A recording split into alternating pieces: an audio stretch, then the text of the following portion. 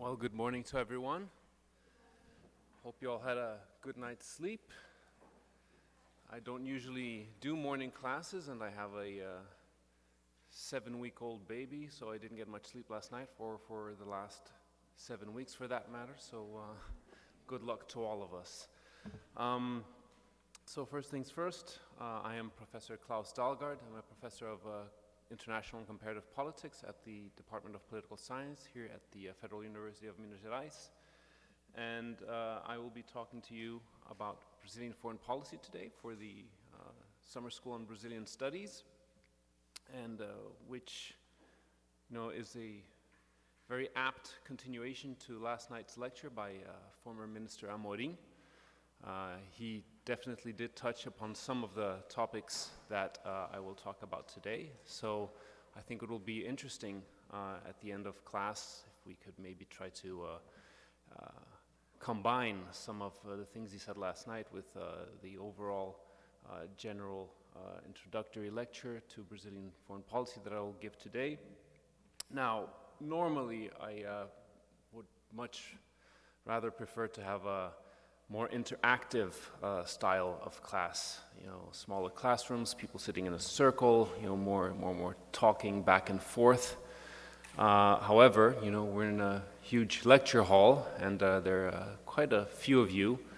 And since you're cramming, Brazilian studies, a very wide subject, in 2 weeks, and Brazilian foreign policy itself is a very wide subject that I'm going to try to cram in 3 hours for you today. So I thought perhaps it would be most appropriate, after all, to have, contrary to my preferences, start off with a more of a lecture style class, and then after we have a break, we can try to keep things a bit more interactive, and have debates and question and answers and so on and so forth. Now, so having said that, are there any questions before we begin? Any doubts? All right, fine.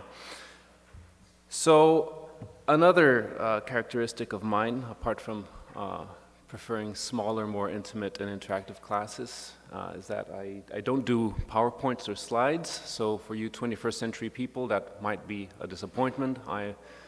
I'm afraid I'm a 20th century person.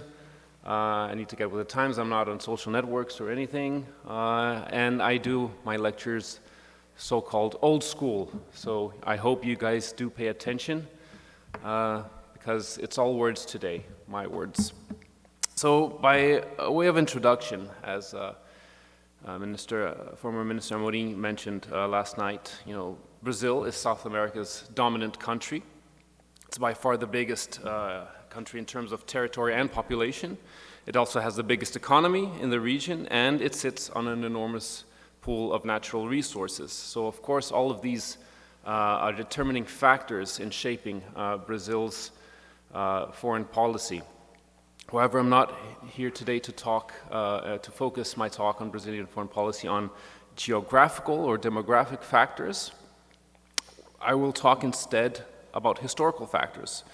So for most of its history, Brazil was not a natural leader, so to speak, with its foreign policy being focused principally on furthering the economic development of the country and ensuring its autonomy in international relations, especially in relation to the United States.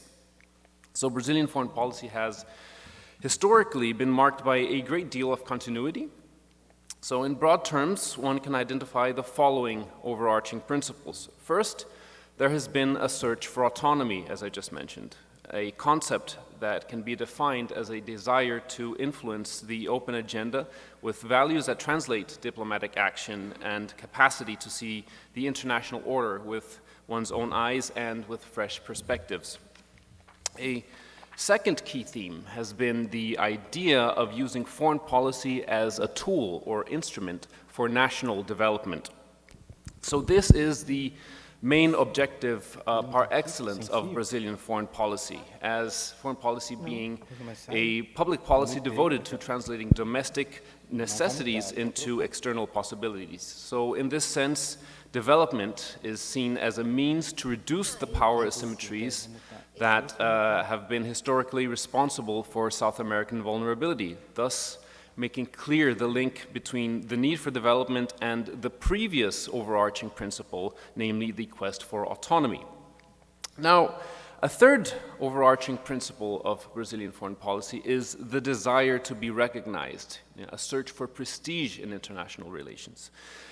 So this aspiration turns into foreign policy's very reason for being in Brazil. This desire can be tracked back to the late 19th century, when Brazil joined multiple international agreements and organizations in various policy spheres across the world.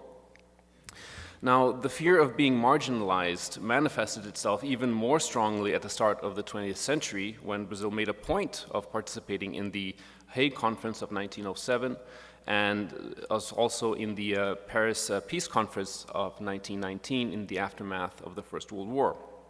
So on both of these occasions, Brazil argued strongly for the equality of states and against the formal distinction between great powers and other powers. So these three overarching principles, they have survived as broad guidelines for Brazilian foreign policy ever since. Yet how these principles have been interpreted and translated into action has changed and varied significantly over the years. So in order to get a sense of this evolution, one only has to look at the meaning of the term autonomy in Brazilian foreign policy. And since an abiding characteristic of Brazil's foreign policymakers is their notorious slow rate of change and careful consideration before action, the historical context in which Brazilian foreign policy making takes place is therefore crucial for our understanding of the evolution and natures of policies pursued by Brazil's foreign ministry, which is also known, as some of you might know, as Itamaraty, after the palace in Rio de Janeiro, where it was originally situated.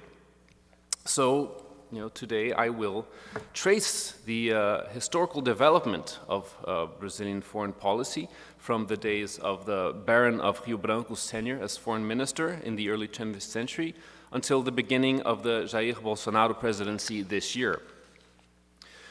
So to start with Barão do Rio Branco, the roots of contemporary Brazilian foreign policy can be traced to the beginnings of the 20th century and Rio Branco's decade-long tenure as foreign minister between 1902 and 1912.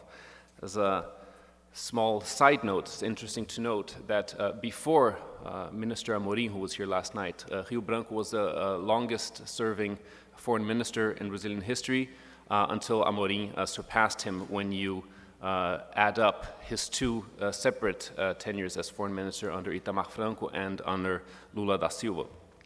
But I digress.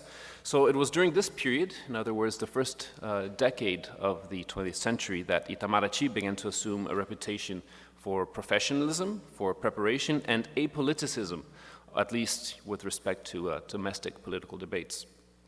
So it was also during this period that a series of fundamental precepts for the conceptualization of Brazilian foreign policy were first elaborated.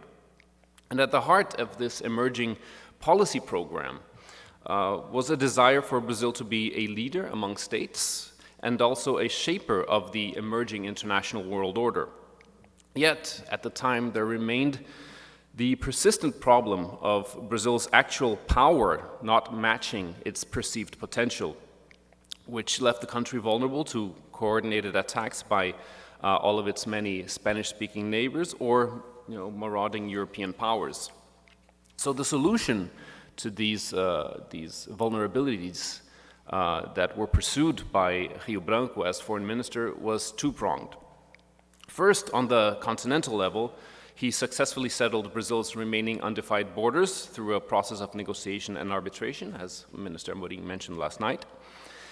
Secondly, the residual concerns that this demarcation of national territory might be interpreted by neighbors as the first step in a process of conquest were subsumed by Rio Branco's strategy to forge a close alliance with the United States in order to improve Brazil's position in the region and also to protect against foreign incursion. So in that sense, Rio Branco's solution was to form a strategic alliance with the United States by wrapping Brazil inside the mantle of the Monroe Doctrine. For those of you not familiar with the Monroe Doctrine, James Monroe, was he the fourth or fifth president of the United States? I think it was the fifth. Developed a foreign policy stating that the Americas, Latin America in general, as a hemisphere, was, to use a term that was used by Amorini last night, was America's backyard. In other words, it was their sphere of influence, not for former European colonial powers. So Rio Branco therefore actively informed the world that Brazil accepted the Americas as the exclusive preserve of US influence and assured Washington that it could count on Brazilian support in international forums. In other words, Brazil's search for autonomy during Rio Branco's tenure as foreign minister can be described as autonomy through approximation with the United States. However, obviously the United States was not interested simply in Brazil's goodwill in international forums. So Rio Branco was made clearly aware that, by the US, that the favor and support of the US government depended on Brazil's ability to provide meaningful assistance in other hemispheric affairs. And it is here that the subtlety of Brazilian foreign policy during Rio Branco's tenure can be found, which is highlighted by his success of combining, on the one hand, the approximation with the United States with, on the other hand, an emerging sub-regional leadership role. And Rio Branco also recognized that Washington would need an interlocutor in South America if the precepts of the Monroe Doctrine were to remain workable, a role which Rio Branco was very happy to see filled by Brazil. So although Rio Branco did want peaceful relations with the rest of South America, he was also clear that Brazil should have a preeminent role, a position that he wanted to emulate US leadership in Central America and in the Caribbean, but acting in South America. So a balancing act was therefore introduced into Brazilian foreign policy, which sought to ensure that Brazil remained the international and institutional leader in the region, but which did not pursue this goal through a policy of open or mindless obstructionism. So there's a very clear, balancing act between wanting to be the regional leader, but also not trying not to step on anyone else's toes.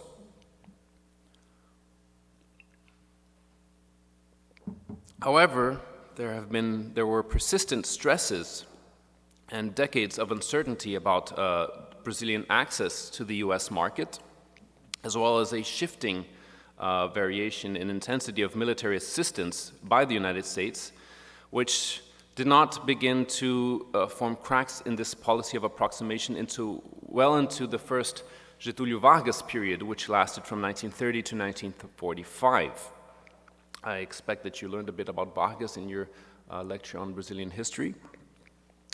So after the Brazilian economy was devastated by the collapse of coffee exports during the Great Depression in the 30s, Vargas reached the conclusion that Brazil would have to undergo a process of national development and industrialization, which in turn would require access to new markets, a diversification of exports, and the acquisition of new technologies.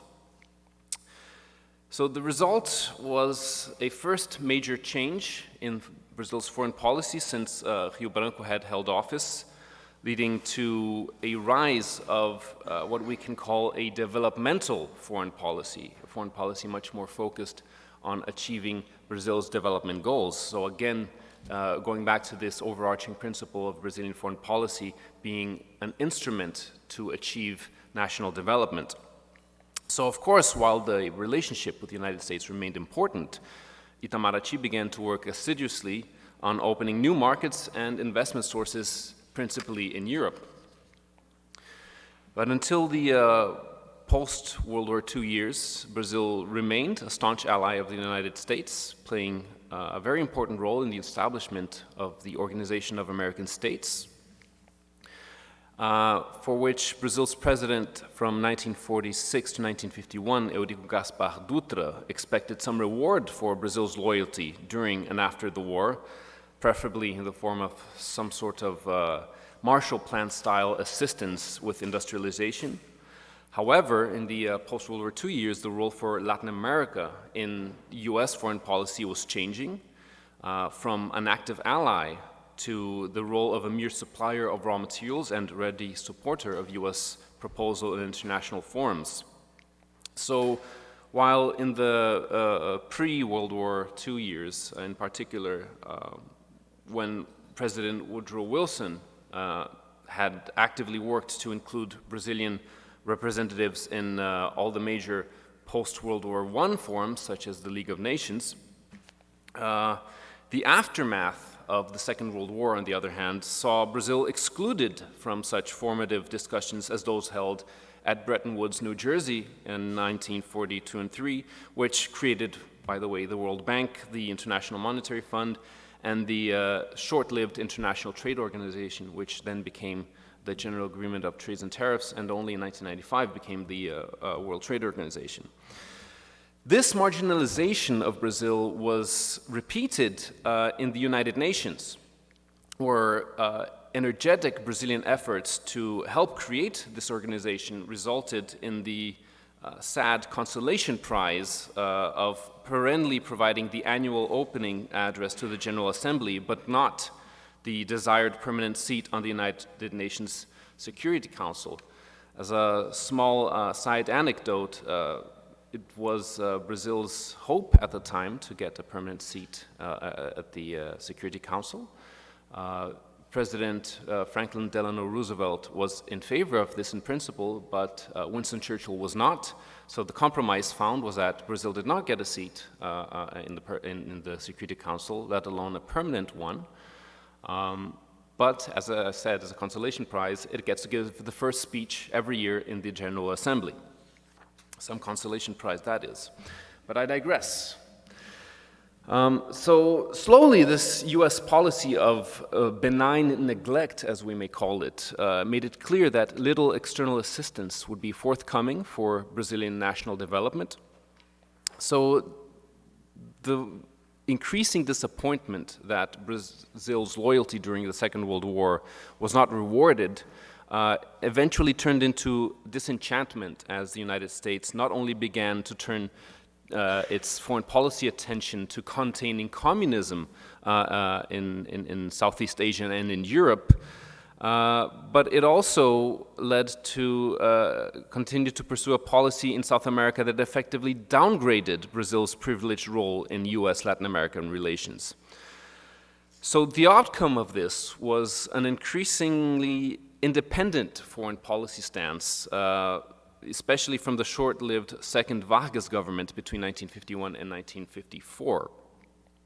So after the then Vice President of the United States, Richard Nixon's protest-riddled tour of Latin America in 1958, which was quite disastrous, by the way, Brazil's President Juscelino Kubitschek, whose tenure lasted from 1956 to 1961, launched the so-called Pan-American Operation, which was a proposal that sought to bring about national development through regional cooperation. So two aspects of the Pan-American operation are of particular importance. First, it was predicated on the assumption that national development would not be possible without substantial regional cooperation, and in that sense, the Pan-American operation by Kubitschek can be seen as a very early precursor to regional cooperation and integration today.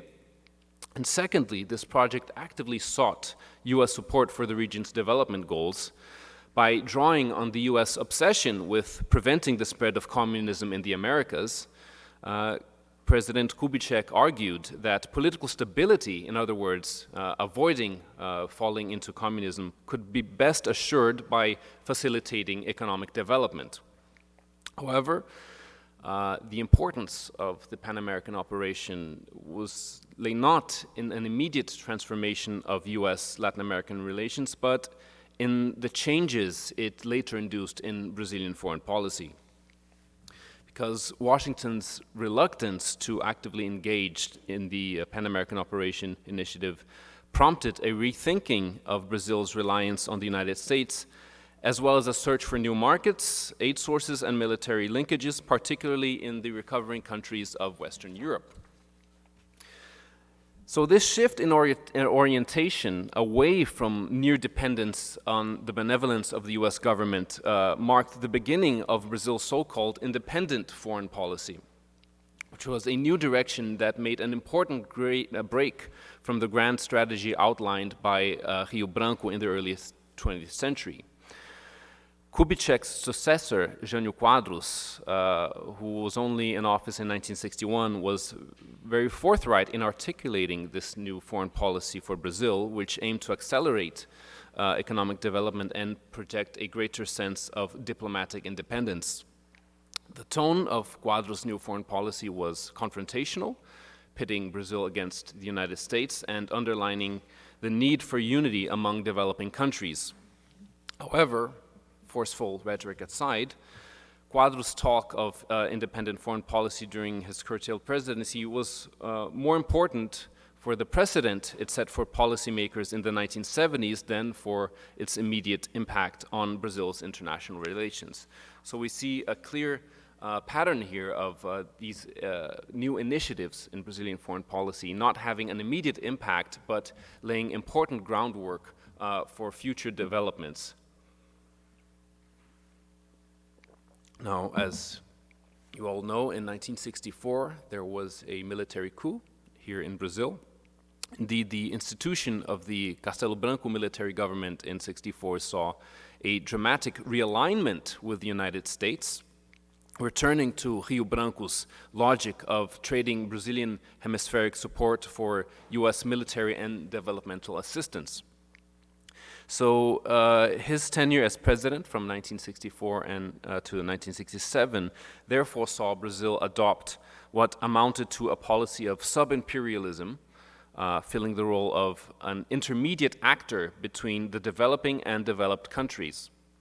However, this revival of the early 20th century foreign policy was not particularly successful and did very little to improve inter-regional relations, as you can imagine. In fact, it actually represented a significant step back from the much more cooperatively oriented foreign policy envisioned by Kubitschek's Pan-American operation. So by the end of the Castelo Branco period, an old sentiment had begun to resurface, namely that the United States had benefited greatly from activities and diplomatic initiatives that had otherwise proven costly to Brazil.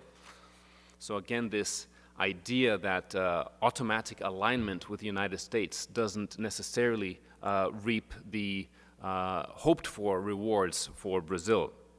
And this, in turn, revived the disenchantment that had led to Quadros' concept of an independent foreign policy, while significantly weakening the enthusiasm for a close US-Brazil relationship during the subsequent Costa y Silva presidency from 1967 to 1969.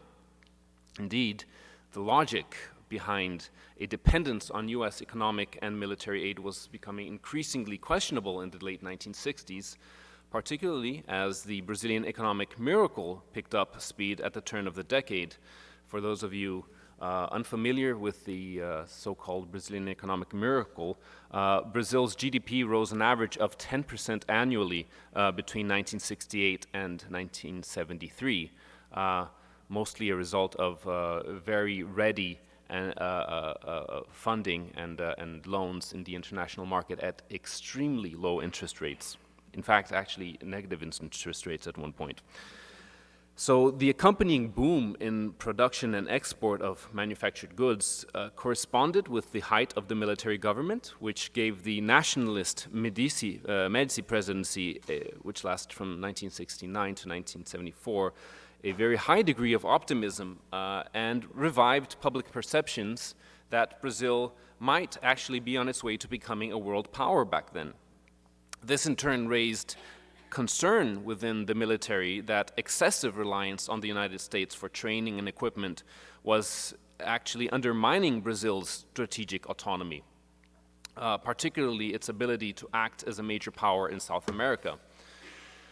So internal economic growth and an expansion of international trade and economic ties were in turn accompanied by a significant deepening of relations with Bolivia and Paraguay, two of Brazil's neighbors, as part of a policy to increase Brazil's influence on the continent. This, on the other hand, reawakened, in fact, fears of Brazilian imperialism or sub-imperialism in the rest of South America, fears that were particularly felt in Brazil's historical geopolitical rival in the region, Argentina, also a historical rival in football or soccer, as some may call it, as you may well know. But I digress.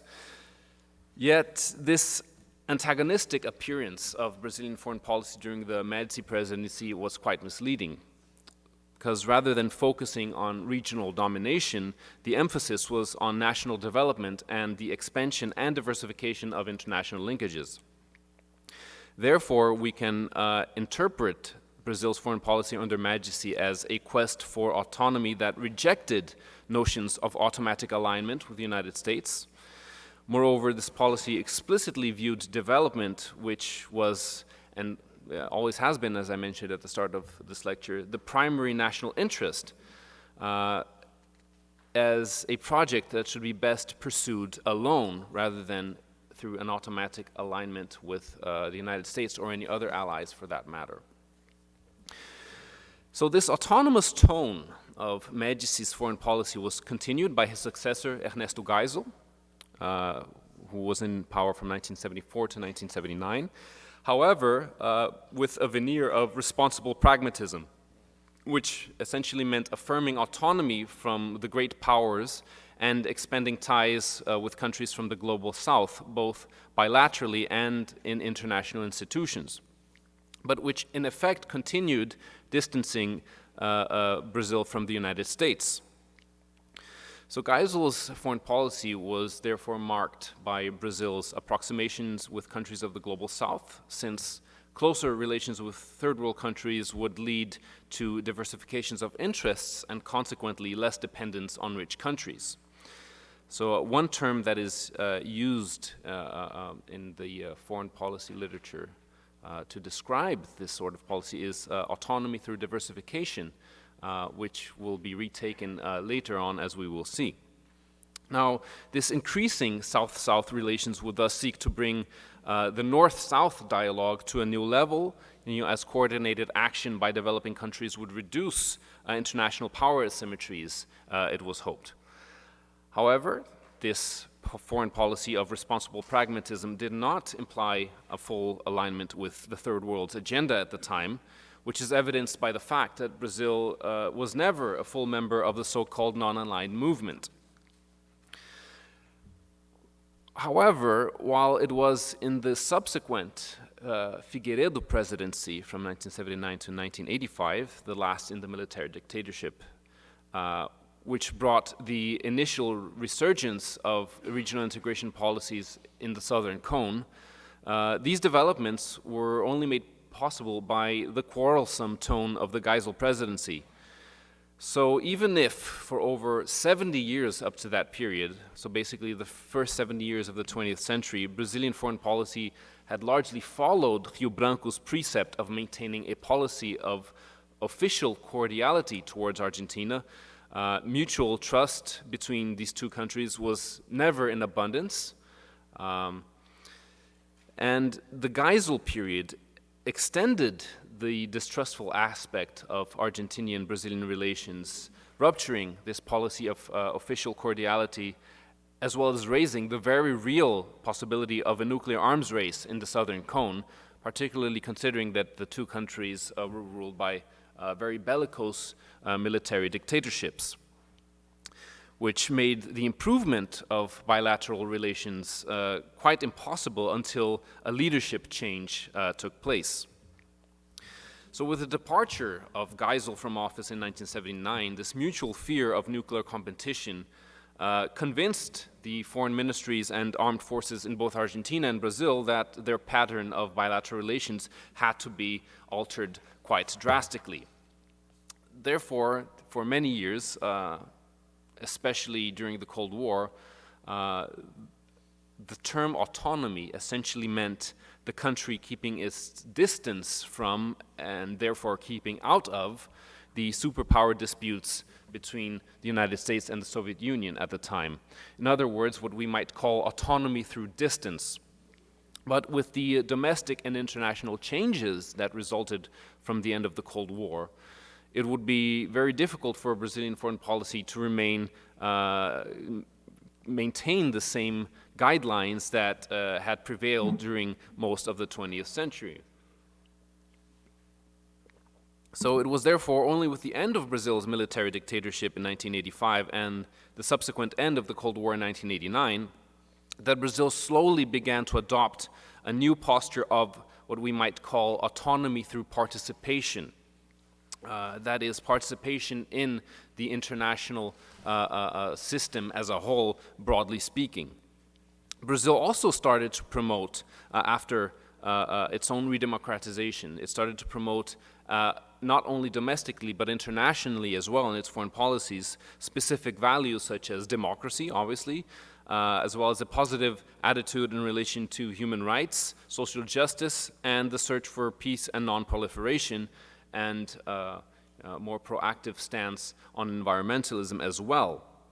And these were seen as crucial preconditions to be able to participate fully within the international system in a post-Cold War world, which witnessed the expansion of democracy and the supposed victory of the liberal capitalist order and the so-called end of history, to borrow a term by Francis Fukuyama.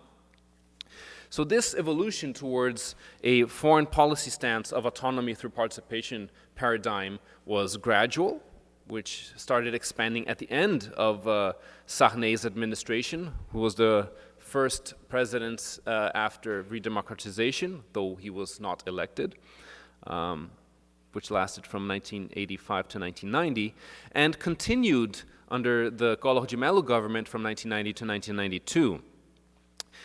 Then the Itamar Franco government from 1993 to 1994, during which Celso Amorim was a foreign minister, operationalized these goals that were set for Brazilian foreign policy in the previous two governments. For example, the final decision to sign the Marrakesh Act, which created the World Trade Organizations in mid-1994, as well as the discussion of the common external tariff in Mercosul, which was consolidated in the Ouro Preto Protocol of December 1994, which, by the way, Celso Amorim mentioned last night. He was one of the people who signed this protocol, being Brazil's foreign minister at the time.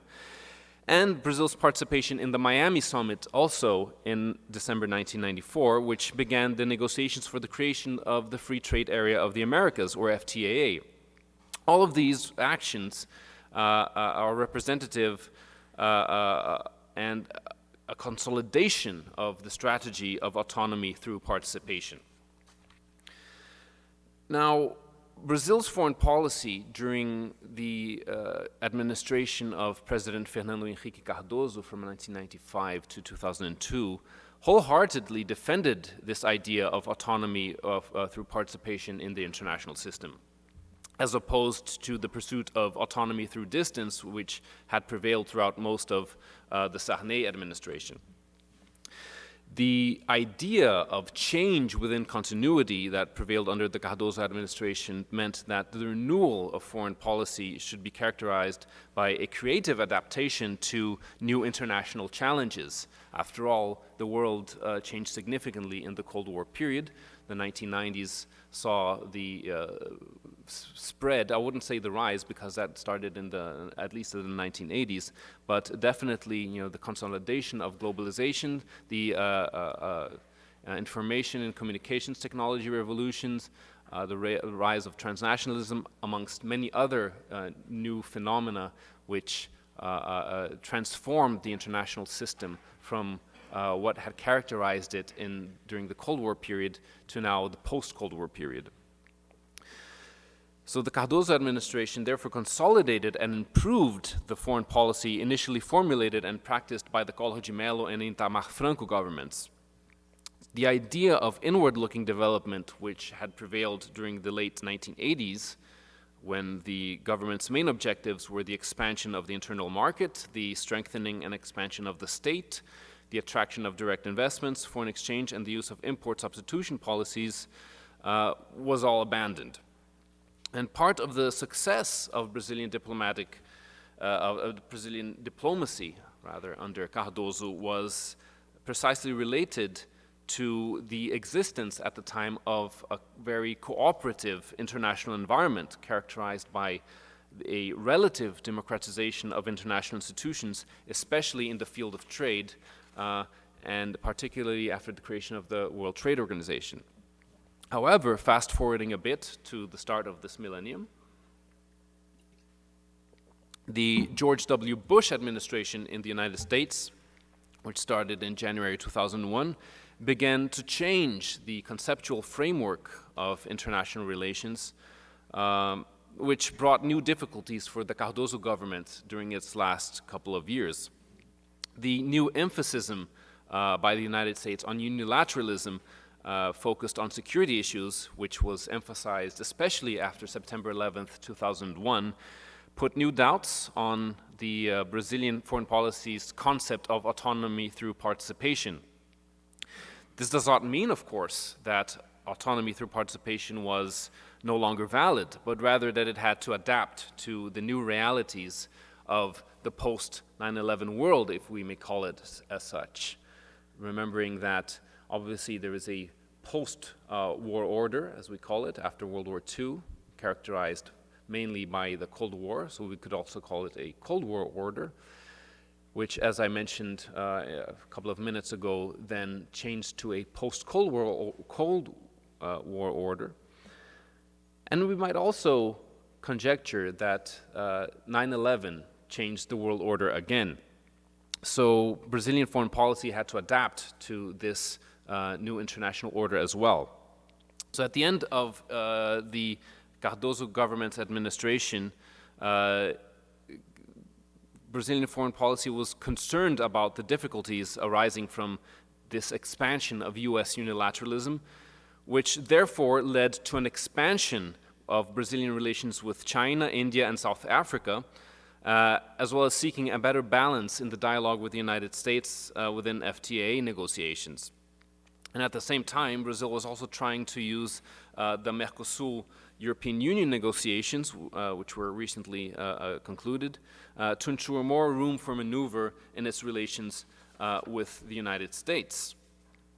So this tendency at the end of Cardoso's administration, which also was an effective redirection of foreign policy, was deepened and pursued much more strongly during the Luiz Inácio Lula da Silva administration from 2003 to 2010, which indicated a gradual shift away from autonomy through participation towards a strategy that we might better call autonomy through diversification.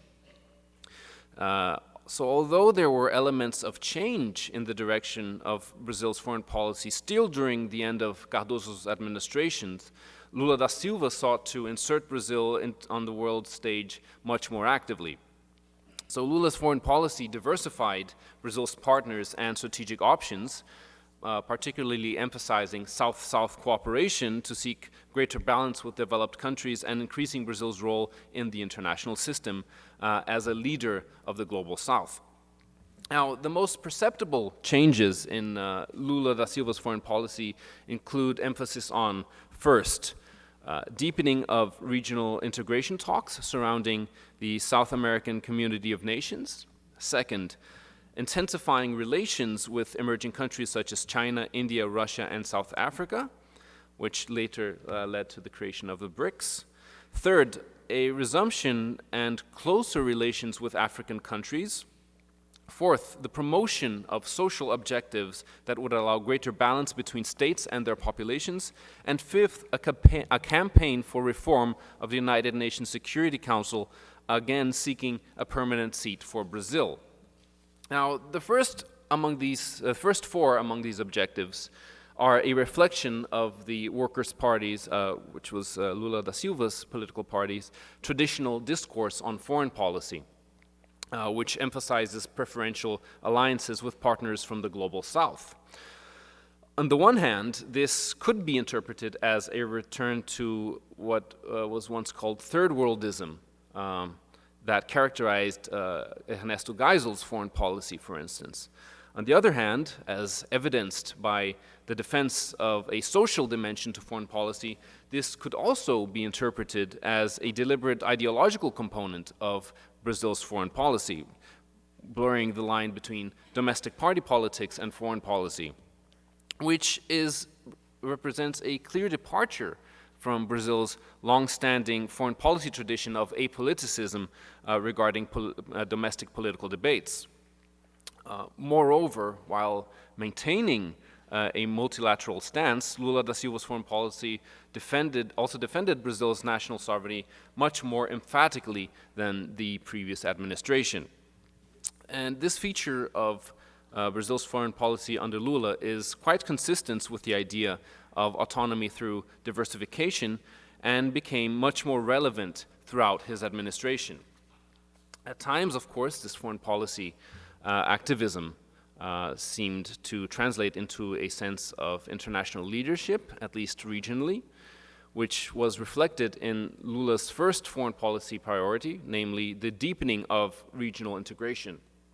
However, efforts towards deeper regional integration were focused on the wider continent, aiming to establish a South American community of nations rather than the existing Mercosul that covers only the southern cone region. And the eventual creation of UNASUL was made possible by what has been called the pink wave. Don't know if you guys are familiar with this term, but it essentially refers to a context in Latin America during the millennium's first decade when left-wing and center-left governments were simultaneously in power in most countries in the region. Therefore, this ideological convergence among these governments facilitated talks towards regional integration along more political lines than the economic integration and liberalization that had characterized previous integration initiatives like Mercosul and FTAA. So the last of the Lula government's foreign policy priorities also reflects a long-standing principle of Brazil's diplomatic history, namely the desire to be recognized in the world, a search for prestige, sought specifically through the pursuit of a permanent seat in the United Nations Security Council.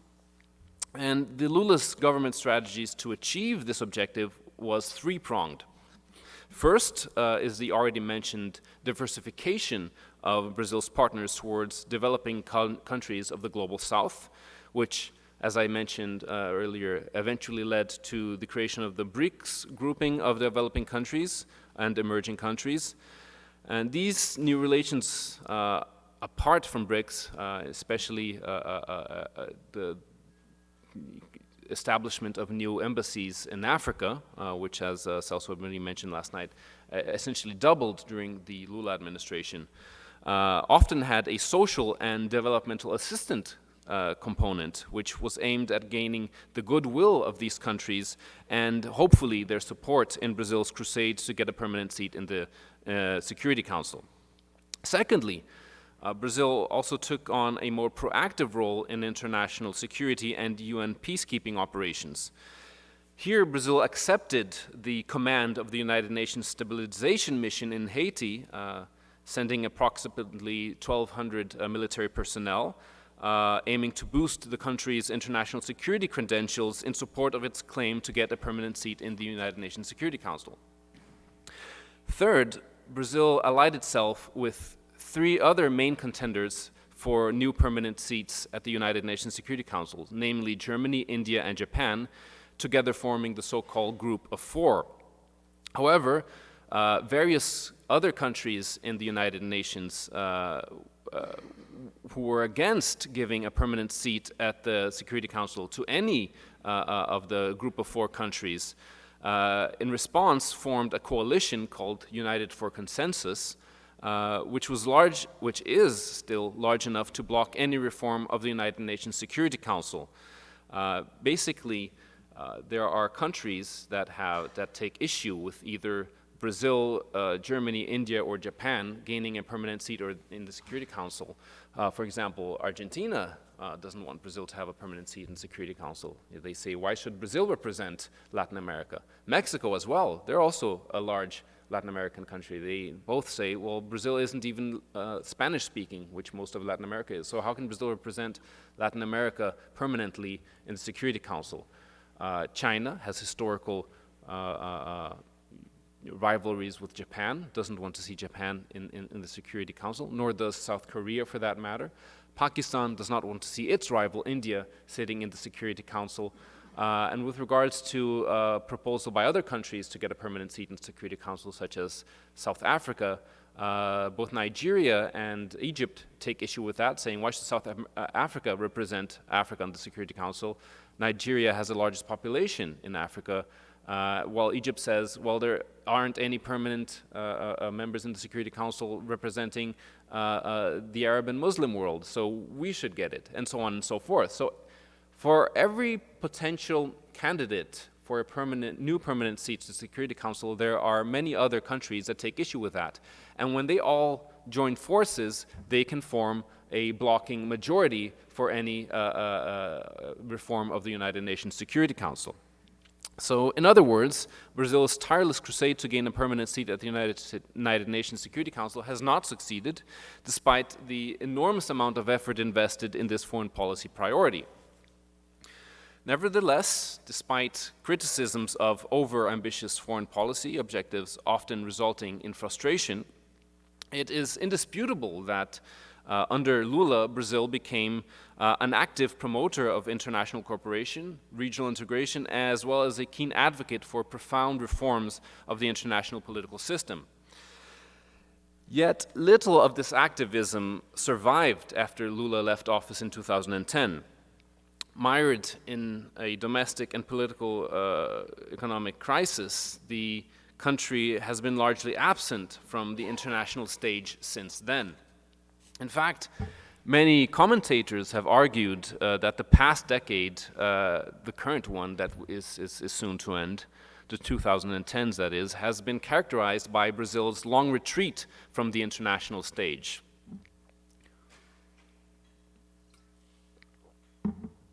For instance, Brazil made deliberate choices to disengage from key international forums on security. This disengagement is also reflected in the closing of embassies and consular representations across the globe, as well as other cutbacks at Itamaraty. And as a consequence, many of the foreign policy initiatives started by Brazil in recent times now lie perishing or completely abandoned. For instance, Mercosul has been essentially paralyzed, reflecting a broader trend of the abandonment of regionalism as a foreign policy tool. And with this, Brazil's push for profound reforms of the international political architecture came to a halt without showing durable results. Commentators have made a series of arguments to explain the situation. Some point to the country's internal political and economic problems as an explanation for this passive posture in international relations. Others point to Lula's successor, President Dilma Rousseff's relative lack of interest in foreign affairs, which was in sharp contrast to her two immediate predecessors, Cardoso and Lula.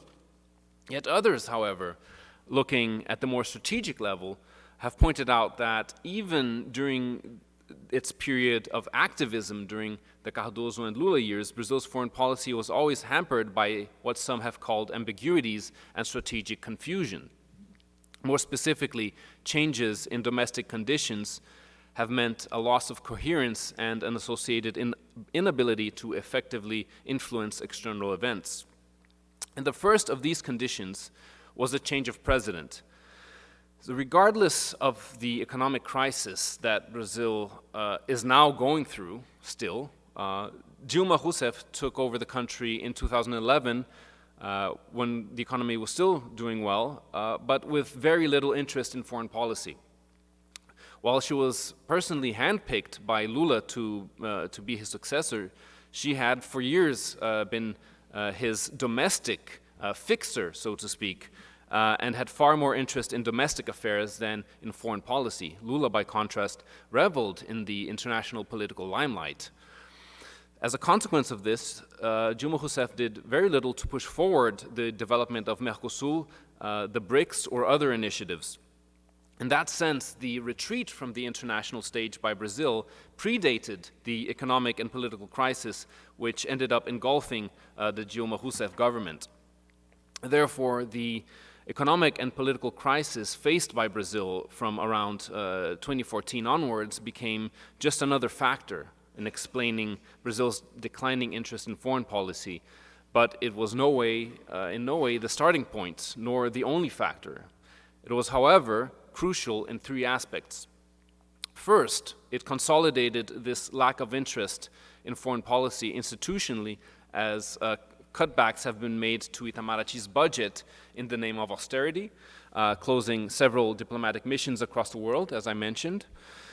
As such, the decline of Brazil's leadership capacity has essentially been locked in at the institutional level for the foreseeable future, or until the financial situation improves. Second, the economic and political crisis in Brazil has sharpened the ideological divide within the country, which in turn has spilled onto the diplomatic stage, especially when it comes to Brazil's relationship with its own neighborhood, which has become particularly evident in relation to Venezuela. Third, some of the non-governmental actors that were heavily promoted by Cardoso and Lula in their push for Brazilian insertion into the international arena, such as Odebrecht and Petrobras, are now involved in huge corruption scandals, as you may all be aware. Having been previously key partners as private actors implementing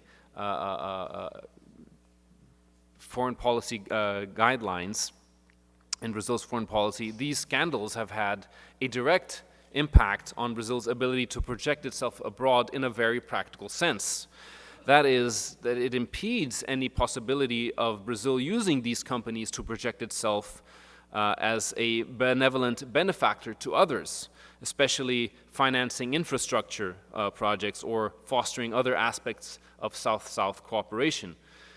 The key players executing this strategy in the past are currently sitting in jail, while the confidence and trusts in the motives of the Brazilian government have all but evaporated abroad. As a consequence of these factors, the last one in particular, not only was Brazil not offering international leadership during the past decade, but there was also very little demand for it by other countries. So after a few years of immobility and diplomatic inertia during the Rousseff and subsequent Temer governments, Brazil is now seemingly seeking a greater international presence under President Jair Bolsonaro, who has been in office since January this year. President Bolsonaro's statements indicate a commitment to a policy much more focused on partners such as the United States, Italy, and Israel, and especially the commitment to reverse the practices adopted during the foreign policy of the Workers' Party's governments between 2003 and 2016, which were engaged in South-South cooperation logic of autonomy through diversification. For Bolsonaro, Brazil must abandon the ideological bias that has allegedly prevailed since the last decade, both domestically as well as internationally. However, given the relative youth of the Bolsonaro government, an evaluation of its foreign policy is still relatively speculative. So, what can we expect from Brazilian foreign policy under Bolsonaro? Well, first and foremost, we can expect a greater convergence with the United States, which did have close relations with Brazil during the Lula W. Bush period, but went through a relative cooling since 2013 during Dilma Rousseff's government. Bolsonaro makes no secret of his admiration for Trump's policies, which eventually may result in a strategy of autonomy through approximation with the United States, reinforced by the two presidents sharing common ideas, especially in their criticisms of immigration, UN multilateralism, and Maduro's Venezuela. However, a major challenge for Brazilian foreign policy will be its relationship with China, which is Brazil's largest trading partner, but which sees Bolsonaro with great distrust since Bolsonaro's trip to Taiwan, still as a presidential candidate, which was seen as a national offense in Beijing. Moreover, Bolsonaro has often characterized China as a predator for different sectors of the Brazilian economy, which also echoes Trump's rhetoric on China. So that's something else that these two leaders have in common. Now, a much more complicated scenario may be seen in the Middle East, where Bolsonaro's declarations to transfer the Brazilian embassy in Israel from Tel Aviv to Jerusalem could have serious consequences for Brazil's position in the region. This controversial decision may have an impact on foreign trade, since the Middle East is an important market for Brazilian chicken meat exports and other agricultural products. However, it is at the sub-regional level that the greatest challenges appear. Bolsonaro has stated that Brazil will continue to engage in the region, but only with Latin American neighbors free of dictatorships, which points to a move away from Venezuela. Moreover, Mercosul is seen as a constraint on Brazilian commercial potential, notably because of the common external tariff and the obligation to negotiate jointly with external partners. Therefore, it would not be surprising to see Bolsonaro's government acting in favor of a tariff easing within the bloc in order to give Brazil greater flexibility to negotiate bilateral trade agreements. And in fact, there have been some recent movements towards this. And with regards to the commercial dimension of foreign policy, President Bolsonaro and some of his senior advisors have indicated a preference for bilateral agreements, ruling out the priority that has traditionally been given in Brazilian foreign policy to negotiations in the multilateral trading systems, especially through the WTO. Another variable that raises uncertainties about Brazil's international engagement is Bolsonaro's criticism of the United Nations and multilateralism in general. The contempt for multilateral institutions, where Brazil has a strong presence and performance, seems very striking in Bolsonaro's rhetoric, which in turn could bring serious constraints on Brazilian diplomacy, which has traditionally defended multilateralism and international organizations. So in that sense, Bolsonaro's foreign policy will confront what has been termed globalism, which is a sneering term for openness in the world. Bolsonaro has also stated that he wants to pull Brazil out of the Paris Climate Accord. And so in that sense, additionally, the Bolsonaro government has aligned itself with other populist nationalists in other countries, above all Donald Trump, but also the leaders of Italy, Hungary, and Poland. So, by way of conclusion, despite variations in the specific interpretation of what autonomy means in Brazilian foreign policy, as well as variations on interpretations of how best to achieve Brazil's development through foreign policy, as well as, of course, the personal imprint that individual presidents and foreign ministers have had on Brazil's foreign policy, it is worth recalling the remarkable degree of continuity in the overarching principles guiding Brazilian foreign policy. In particular, Itamaraty's reputation for professionalism, preparation, and apoliticism in foreign policy making has been a hallmark of Brazilian diplomacy for a century, since the days of Barão do Rio Branco. However, it is important to recognize that in his critique of Brazil's foreign policy under the governments led by the Workers' Parties from 2003 to 2016, especially the accusation that it was heavily ideology-driven, Bolsonaro does have a point. The Workers' Party's government abandoned many of Rio Branco's values, and that had underpinned the historical continuity of Brazilian foreign policy principles, despite occasional variations in the interpretation of the national interest. For instance, the Workers' Party's priority of South-South links was often a veil of anti-Americanism. The Workers' Party's foreign policy also failed to stand up for democracy in Latin America, preferring to ally itself with left-wing dictatorships in Venezuela and in Cuba, as well as elsewhere. In the Middle East, for example, when visiting Israel, Lula refused to go to the Holocaust Memorial, which is a must-go-to for any foreign leader visiting Israel, and instead went to Yasser Arafat's tomb. By the way, after he left Israel, he was asked never to return.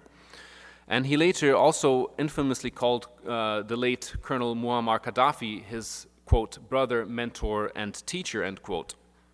So as we have seen, many ideology-driven foreign policy initiatives undertaken during the Workers' Party's governments resulted in frustration, despite enormous time, effort, and resources invested.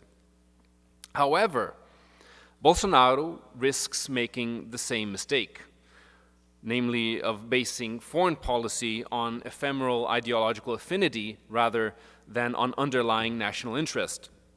Bolsonaro's assault on globalism also exposes a contradiction at the heart of his governmental platform. That is, Bolsonaro's economic team has absolutely no interest in quarreling either with China, which is a big investor with which Brazil has a trade surplus, or with Arab countries by moving Brazil's embassy in Israel to Jerusalem. Here it's interesting also to make a comparison that Brazil's long-term foreign policy tradition with regards to Israel and Palestine has been one of neutrality in the conflict and of maintaining equidistance between the two. As former Minister Amorim mentioned last night, he went 5 times to Palestine and 5 times to Israel. His boss, on the other hand, went to Israel but didn't visit the Holocaust Memorial, instead going to Yasser Arafat's tomb. So it's interesting that we might make a comparison between, on the one hand, Lula, picking sides in which landmarks to visit, while Bolsonaro also clearly is picking sides in this historical conflict. So Bolsonaro's stance on climate change has also had an effect on Brazil's relations with European countries. And it threatens the chances of the long-delayed but recently signed free trade agreement with Mercosur being ratified by all individual member states. There are many countries in the European Union. Just to remind you that just because the EU and Mercosur signed a free trade agreement, it still has to be ratified not only by all the member states of both regional organizations, but in the case of the European Union, some regional parliaments as well. Belgium in particular, one of their regional parliaments, it is interesting to note, did not initially ratify the EU's free trade agreement with Canada. So they had to go back and renegotiate it. So it's not just all the 28, soon to be 27 member states that that need to ratify the trade agreement on the EU side, but also in some cases regional parliaments as well. And there are many countries in the EU, including France, which are seeing, want to link the approval of this free trade agreement with Brazilian responsible action towards climate change, which doesn't seem to be happening. So here too, Brazil runs the risk of ideology-driven foreign policy initiative becoming wasted efforts with frustrating results, achieving little in terms of contributing to the national interest and the country's development. So the tentative lesson to be taken from this is that despite a century of relative apoliticism from the Brazilian diplomatic establishment, foreign policy has indeed become ideologized in Brazil since the Lula government, through which foreign policy, which, as I said, had traditionally been relatively insulated from domestic politics, has increasingly been seen as another public policy and therefore susceptible to party politics. And, as I mentioned before, since an abiding characteristic of the Brazilian foreign policy makers has traditionally been their slow rate of change, the domestic politicization of foreign policy took some time to fully manifest itself, becoming most noticeable during the Workers' Party's governments.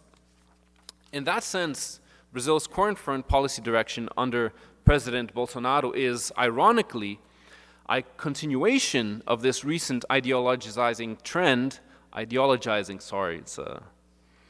it's a tongue-twisting word.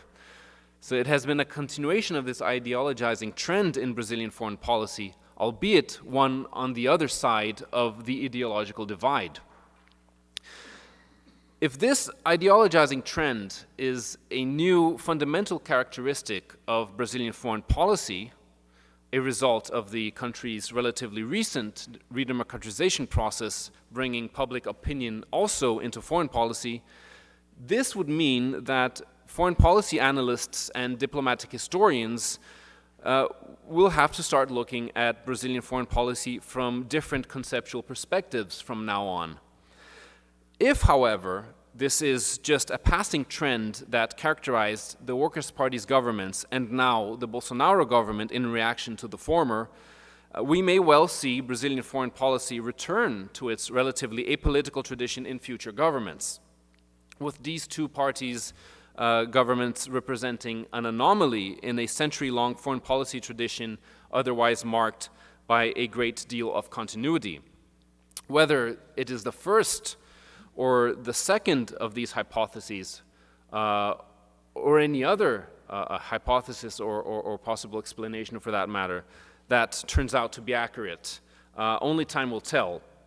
What is certain for now, however, is that these recent changes in Brazil's foreign policy are a fascinating subject to study and to try to understand. And with that, I hope to continue this discussion with you guys, answering question, doubts, having a fruitful debate about diplomatic history or current foreign policy, current and recent foreign policy directions, as well as perhaps trying to look at some specific areas of foreign policy, be it climate change or multilateralism, international security, economic affairs, or regional integration, or whatever might catch your fancy. So I thank you for the attention and very much look forward to discussing the subject further with you guys. Good morning, Professor. Thank you for the lecture. My name is Analia. I'm from Argentina. I was curious if you could elaborate more about examples of treaties or foreign policies that then had an impact in the domestic needs.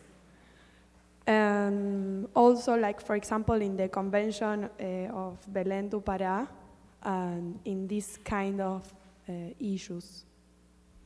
Because let me take a step back, because you mentioned the two leading principles that were autonomy and, which was the other one? Development.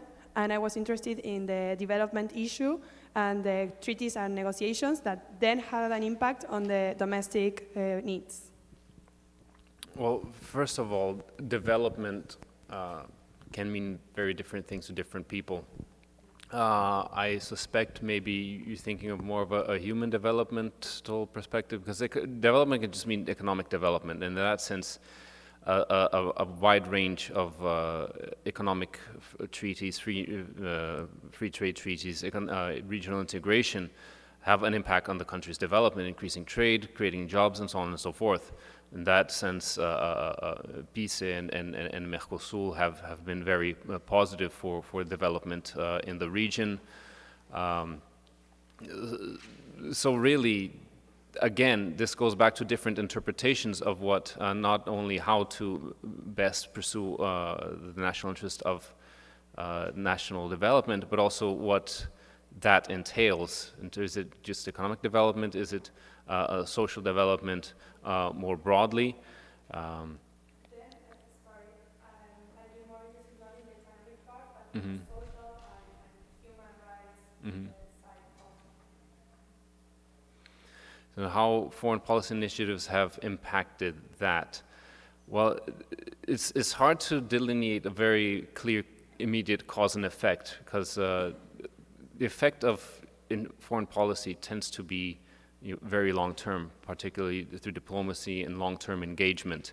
So you don't see an immediate impact like you do with more strong and forceful initiatives like war or economic sanctions, where you clearly have a strong and immediate impact.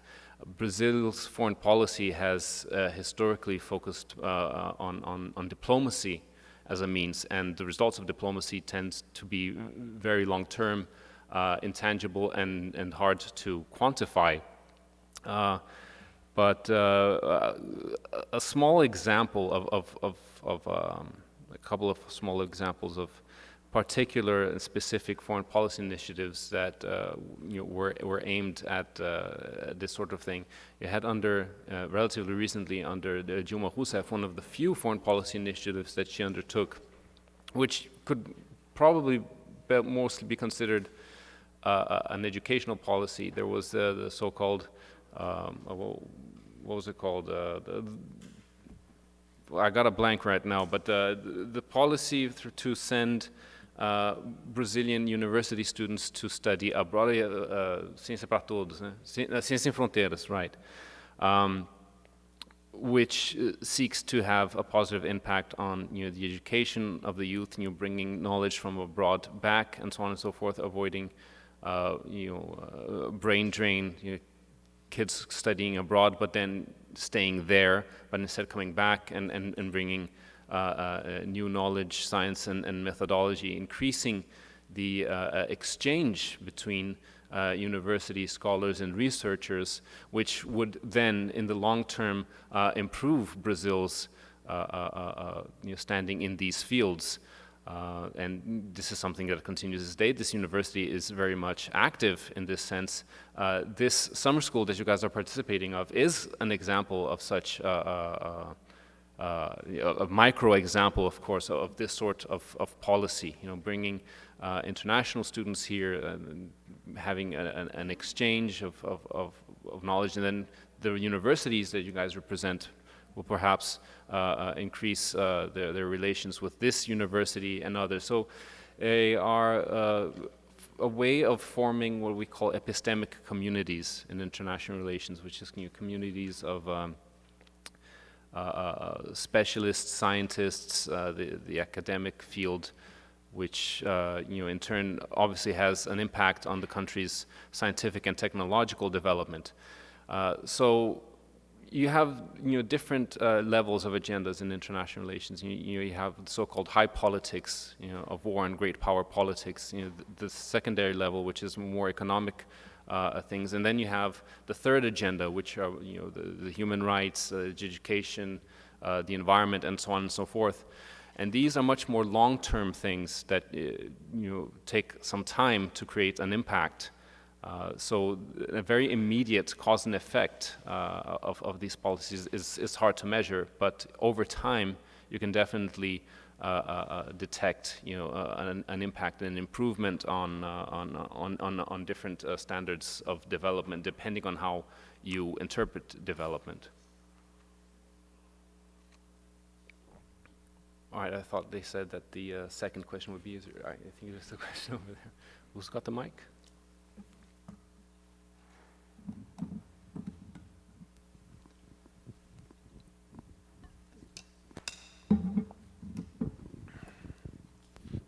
Hi again, thank you for your lecture. I have a question about Brazilian peacekeeping and the role in UN peacekeeping, because you mentioned about their involvement in Haiti, and for me, Brazil has been very active and a leader in this role in UN peacekeeping in Haiti, Lebanon, many other places. But I was wondering about how has that role changed in the last 10 years, because you mentioned perhaps Brazil is withdrawing from the international arena.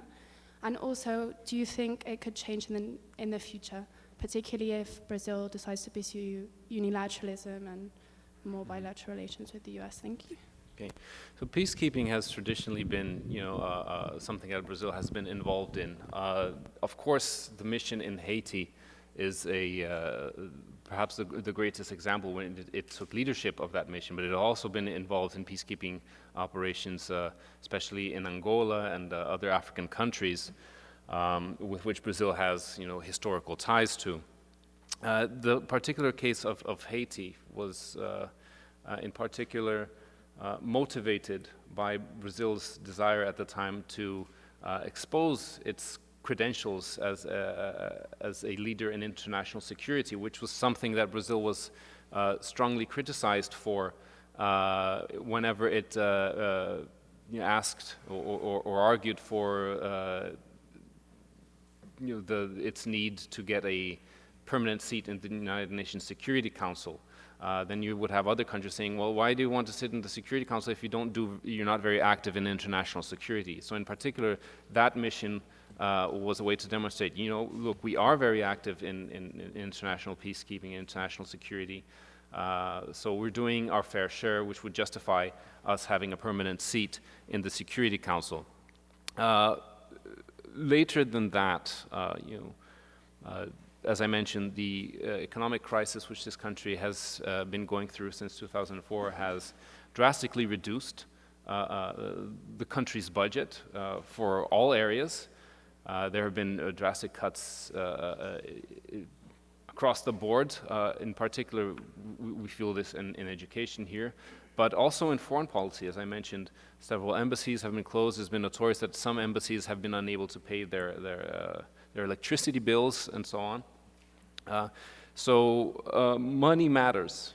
Money matters in terms of what you can do as a government, not only domestically, but in foreign policy as well. This is also reflected in regional integration. Whenever Brazil wants to take a leadership role, be it in the region or abroad, leadership has costs. So you have to bear the costs of leadership. Any great power knows that. Leading costs money. The United States knows this. The former Soviet Union knows this. China knows this. Germany inside the EU knows this. So with the lack of funds, you're very much constrained in what you can do, and at least in the previous government, the Temer government, it was a matter of prioritizing. The domestic crisis, you had to focus on solving the economy, and foreign policy, which is traditionally not a vote winner in any democratic country, for that matter, perhaps except the United States, which is a hegemon. And therefore its presence across the world does matter for its electorate. But usually foreign policy is not something that wins votes. Therefore it's not a priority for politicians, especially in times when you have budget constraints. So in that sense, Brazil taking a step back is in part a result of lack of funds and lack of capacity to undertake these things. So the first necessary measure to potentially retake this international leadership role in peacekeeping or in other fields is to sort out the economy. When this economy starts growing significantly again, and the government starts, paying its bills, its debts, and so on and so forth, and there is money, to be spent on these things, then Brazil will be in a position to invest in new foreign policy initiatives much more proactively. Whether the current or future governments will do so, however, is a bit of a fortune-telling exercise. The current government, is very ideology-driven, both domestically and internationally. So I don't know how keen it would be to invest in peacekeeping operations and so on and so forth. But bearing in mind that the money for it isn't even there if it wanted to. So that's something to take into consideration. So the first thing to do is, sort out the economy, start growing again, and then have a surplus to spend on and invest on new foreign policy initiatives. And the question is, will this happen in the current government? Hard to say. And even if it does, what will it do with it? Also hard to say. And the even greater fortune-telling exercise here is, will this government be re-elected, or will another government, another party be elected to power in 2022? And if so, which? And what would it then do with that? That's a whole other issue. So you have to look both at who will be at power at the time and whether they will have the resources to do what they want to do in international relations. It's particularly important to note that the most proactive years of Brazilian foreign policy, which was during the Lula government, was also the period of the global commodities boom. And Brazil being a major commodities exporter was awash with cash to do lots of things that in previous administrations it simply didn't have the resources to do, both domestically and internationally. So the resources you have determine what you're able to do, both domestically and internationally.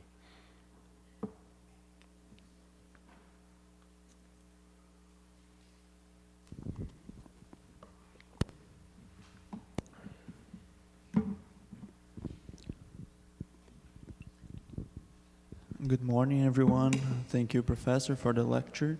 I have two questions related to Brazil's recent foreign policy.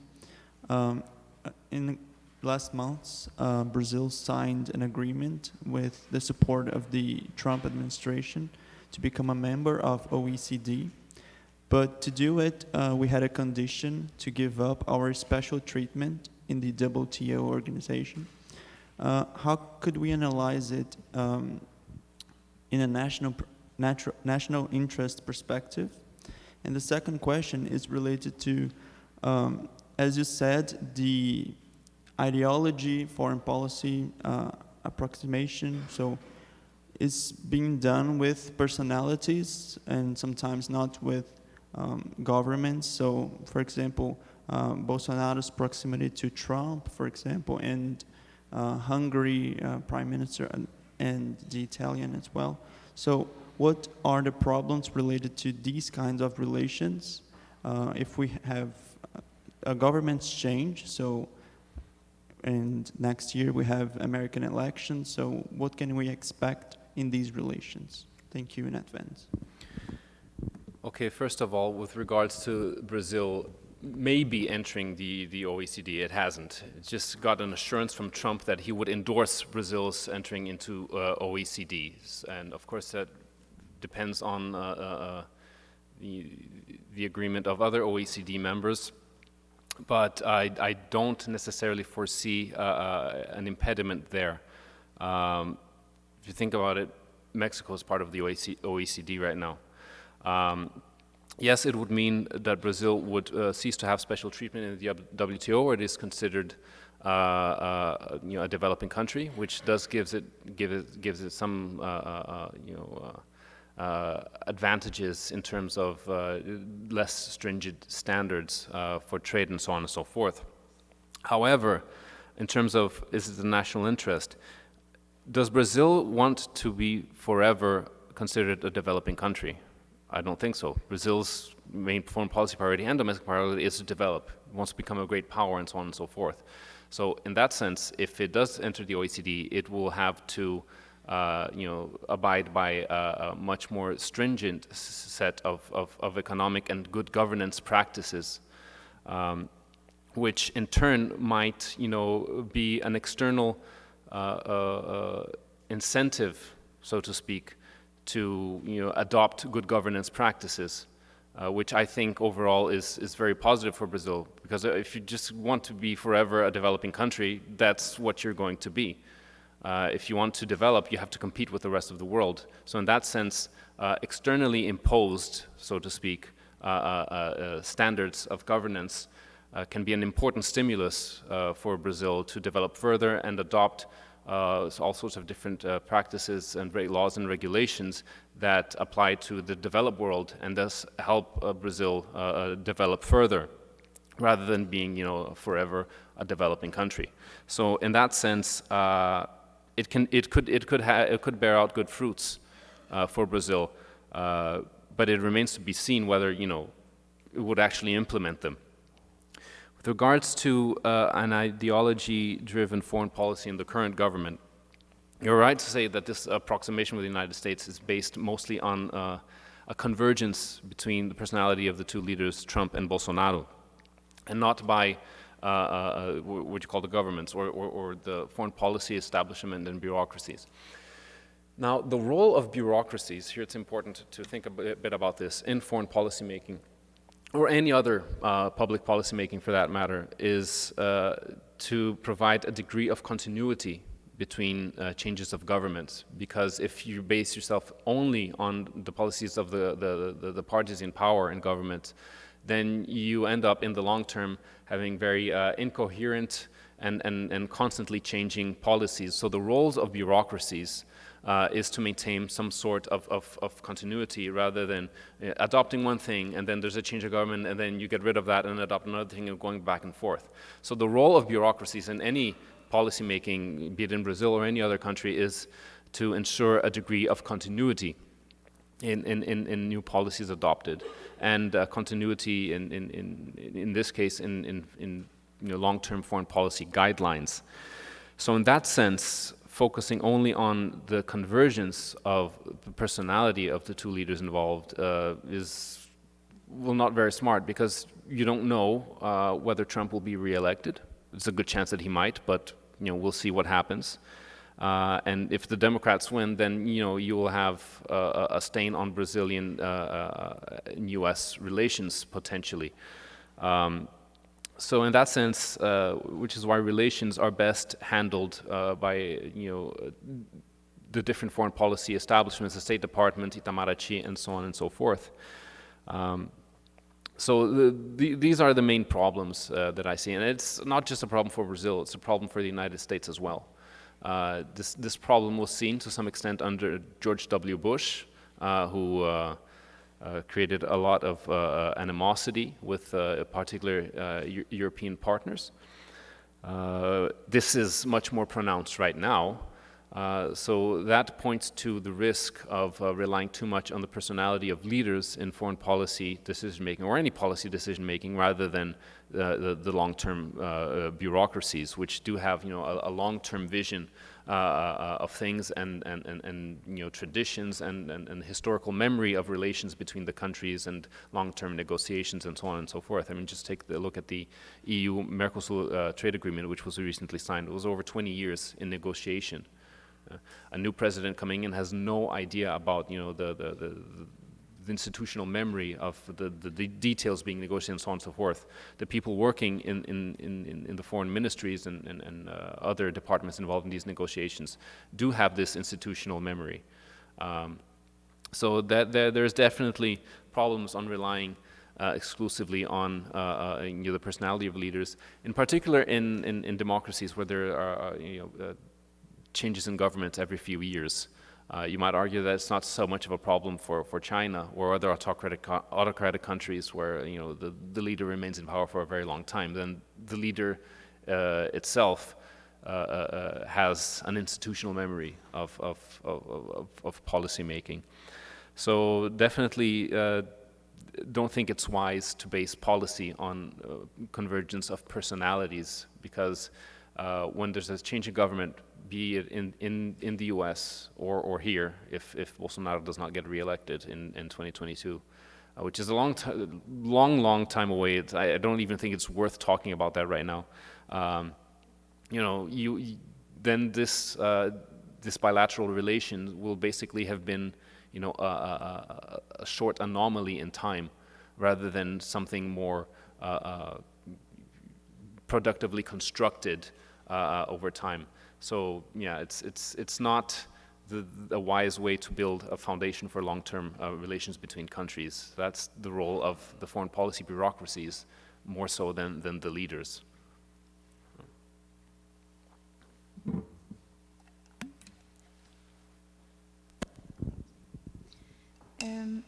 Thank you for the lecture. I would have a question on one of your last remarks, because you mentioned you see a parallel or a continuation in this ideological or ideologizing trend.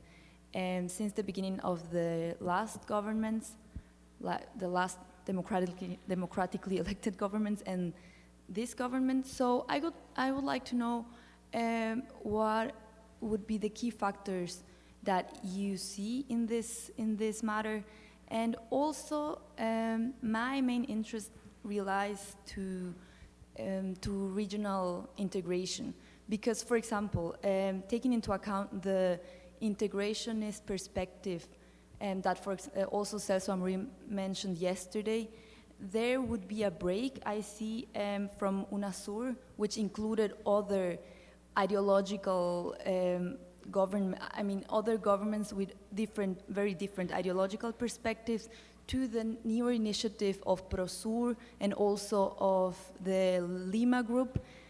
So how do you compare these two ideological-driven foreign policy strategies? And also, relating to that, how do you see an impact into the political conflict regarding Venezuela, taking into account this political rearrangement of the regional scenario?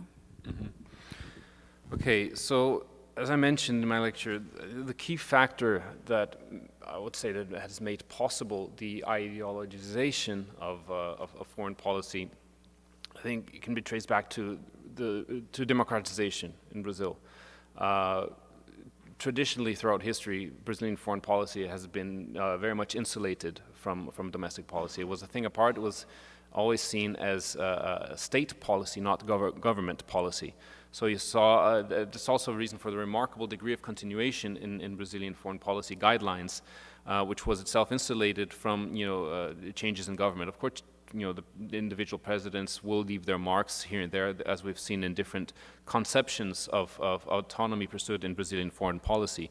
But largely, Itamaraty had always been separate from, other ministries in terms of the influence of governments. So, with democratization, and of course, this doesn't happen overnight.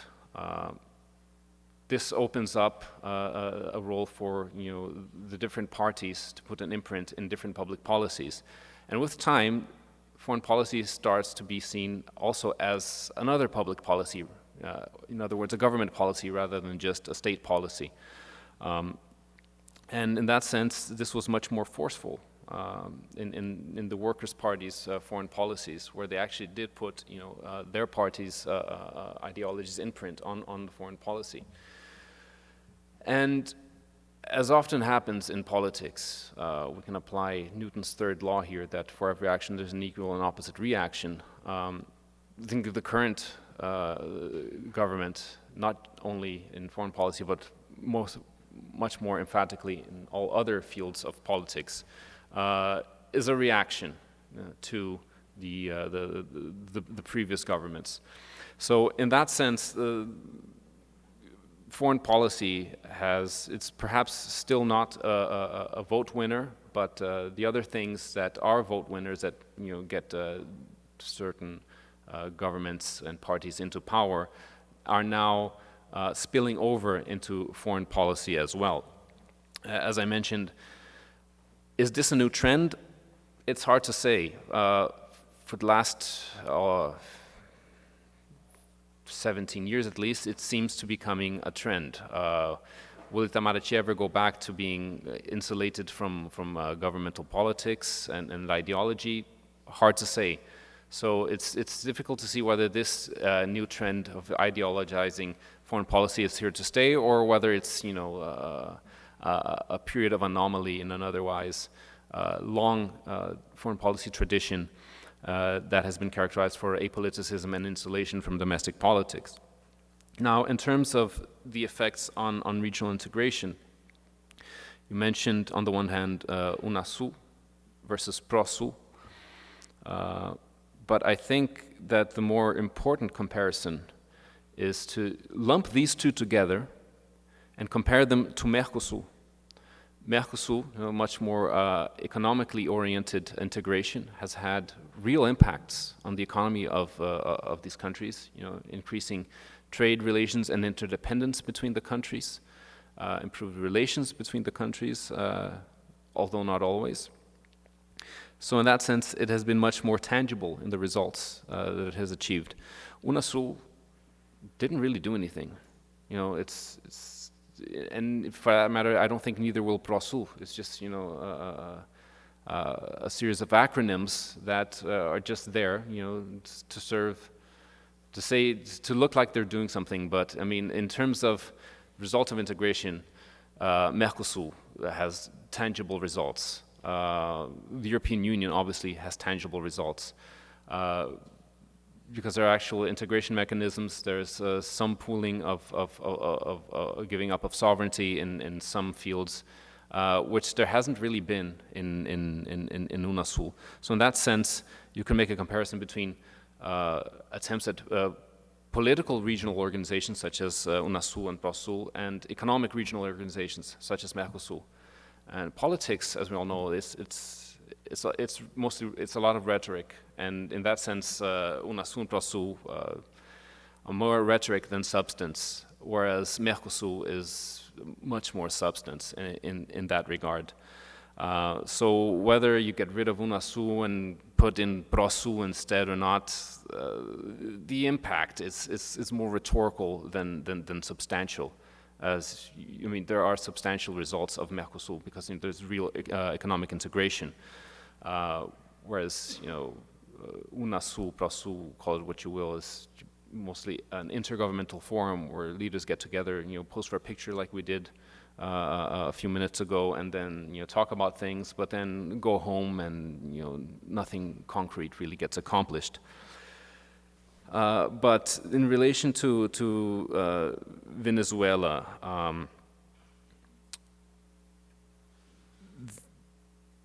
obviously, the Brazilian government, current government, is going to be much more forceful in trying to play a role in resolving the Venezuelan crisis. Had this been, obviously, the Chavista government has been in power for much longer. During the Lula government, there was, an attitude of, of cordiality without animosity. So, as Minister Amorim mentioned last night, Lula was probably the only leader in the world that could talk both to the U.S. and to Chavez, which in itself does have its advantages because you can serve as an intermediator of sorts. On the other hand, when push came to shove, Lula was never willing to step on anyone's toes, and at least with relation to Chavez. So that gives the impression that you can talk smoothly, but at the end of the day, Chavez would continue doing his thing, and now with Maduro would continue to doing this thing. So if Maduro really is seen as the cause of the problem, the source of the problem in Venezuela, it has become a bit of a consensus among Western powers, the United States, the European Union, now also Brazil, that Maduro has to go. Whether, in order to start solving the massive problems in Venezuela. Whether talking hard will work remains to be seen, but on the other hand, talking softly hasn't worked so far. So it's a very complex situation indeed, and again, as with other cases, not only inside countries, as in Brazil, the United States, and increasingly around the world, the increasing divide that is occurring in countries with opposing sides refusing to talk to each other is not very productive in terms of solving common problems. So it's difficult to see what's going to happen there, but talking softly hasn't worked, and talking hard hasn't worked yet either. So the crisis continues, I think.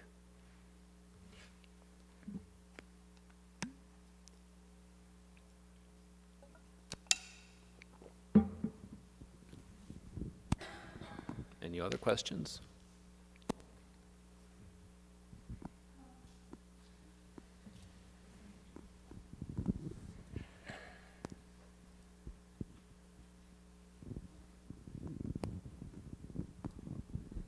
Thank you. It's a very quick question and a little more speculative, I think. I was wondering, what do you think about Bolsonaro's position regarding foreign policy? You said that we have a bigger approximation with the United States. Do you think there's a bigger strategy to his actions? And if he is acting on a more personal level and not really being actually advised to act the way he is, do you think our foreign policies are now really based on his positions more than the current ministry? That's pretty much it.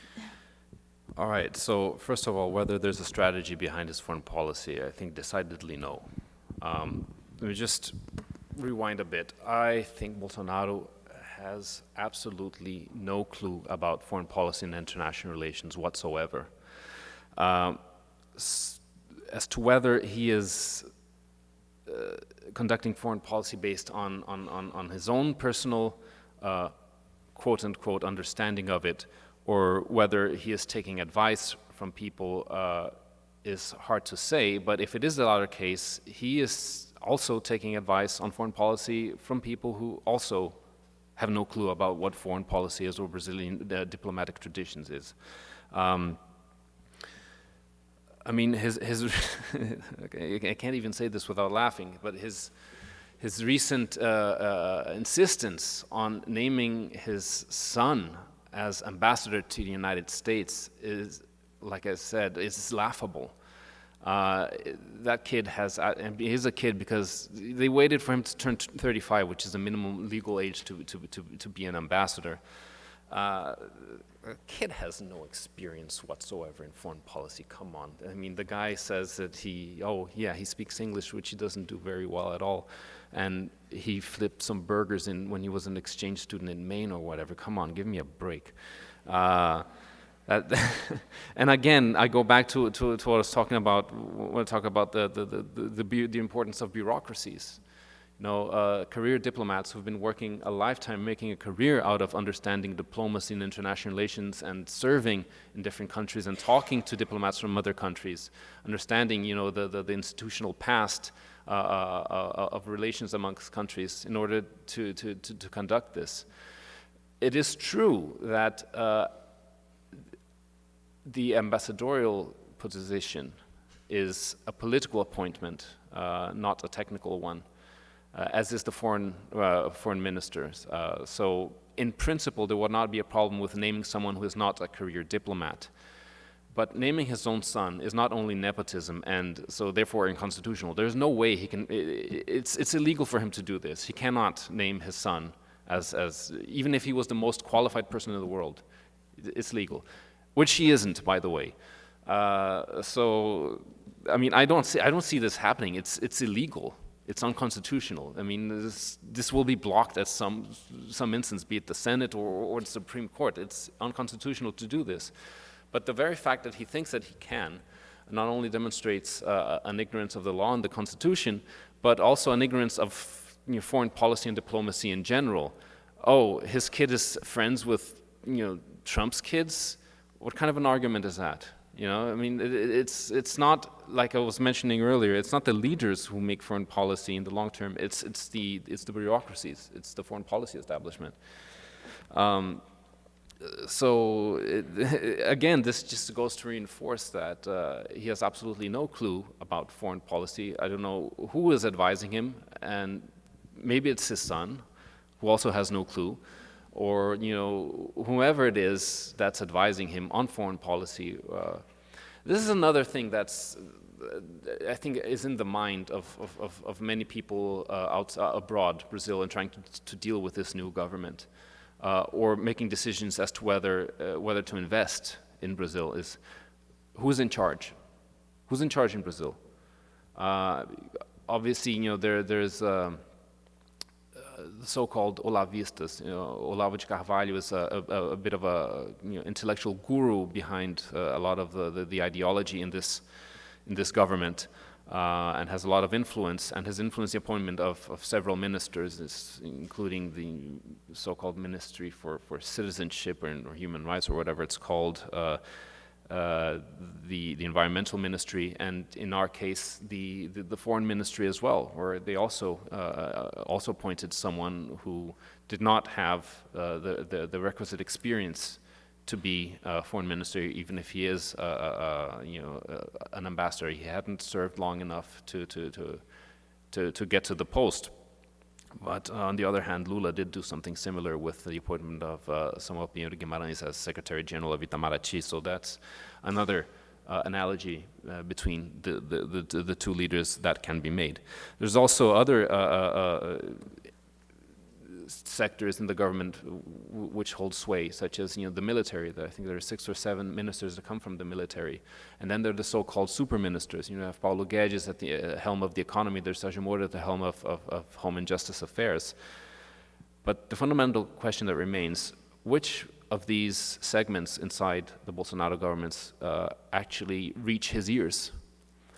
And it seems to be the Olavistas. So the question is, who is getting to the president, who is the ultimate, to use a word, a term employed by George W. Bush, the decider. And so that's really hard to say. Who is advising him, and which among these advisors is he actually listening to? Because obviously there are conflicts. I said his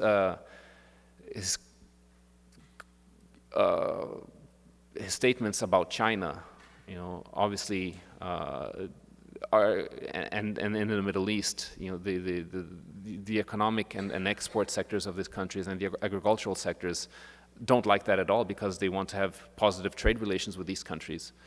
So the big question is, who does he listen to? And that is really the key defining thing. And when it comes to foreign policy, whomever it is he's listening to, whether it's Olavo de Carvalho or his kids or Ernesto Araújo, the foreign minister, or whomever, I would say, they don't really know, have a clue about foreign policy. Do you believe Ernesto actually does have a big part in the way our foreign policies are being handled?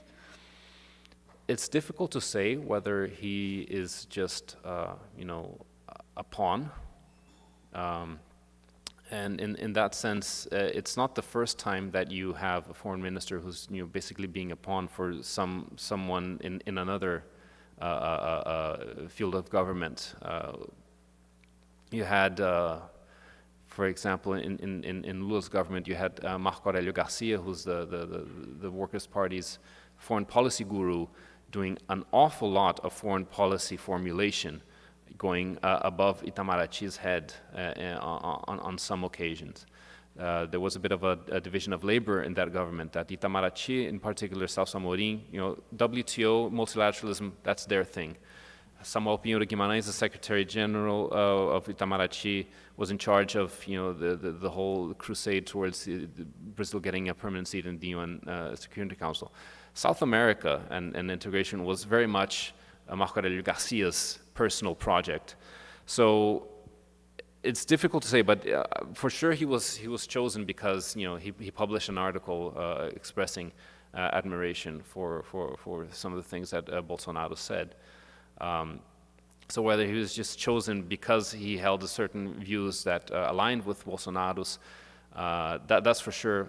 But whether he's actually having any influence also is hard to say, because he does hold some of the certain views. So whether it's just him being a pawn, but and their ideas converging, or whether he has any actual input, is difficult to say.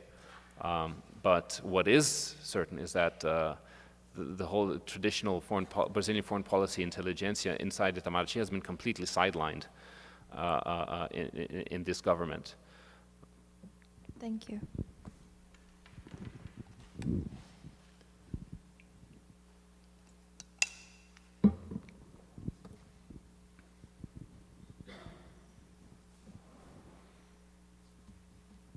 more questions? Comments?